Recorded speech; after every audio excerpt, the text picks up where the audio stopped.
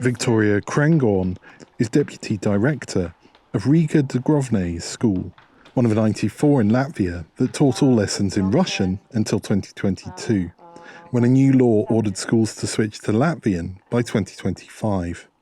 Krengorn says the order was effective immediately and caused shock as many children barely spoke Latvian. She says their grades suffered in every subject from biology to math. How do we put it into practice when it is happening 30 years too late? How can we do it in a less painful way for the children? She and others say the changes should have happened in the 1990s when the Soviet Union collapsed. However, she says one positive outcome is that learning in Latvian will improve job prospects for children from Russian-speaking families.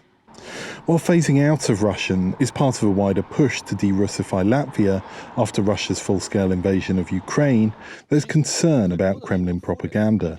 When Russia invaded eastern Ukraine in 2014, it said that one aim was to rescue oppressed Russian speakers. Vikos Spolitis is a political scientist and former Deputy Minister of Defense. The way Russia weaponizes Russian language through its Russian community here shouldn't be allowed. It's just unacceptable, and we understand if we don't prepare, we could be next. Since 2022, Latvia has removed Russian monuments like this one, commemorating the Soviet liberation of Latvia from the Nazis. One Russian speaker who gave his name only as Vasily worries. In every country, people should speak the language that is the state language first and foremost. Although, of course, we shouldn't put pressure on those who are not of the local nationality. The government has introduced basic Latvian language tests for around 20,000 Russian nationals living in Latvia. If they fail, they could be asked to leave the country.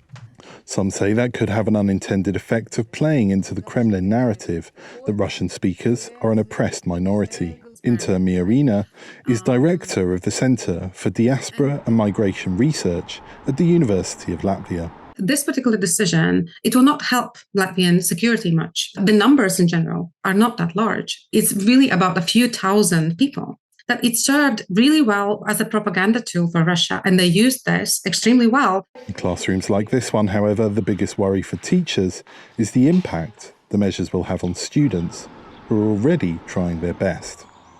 Henry Wilkins, VOA News, Riga.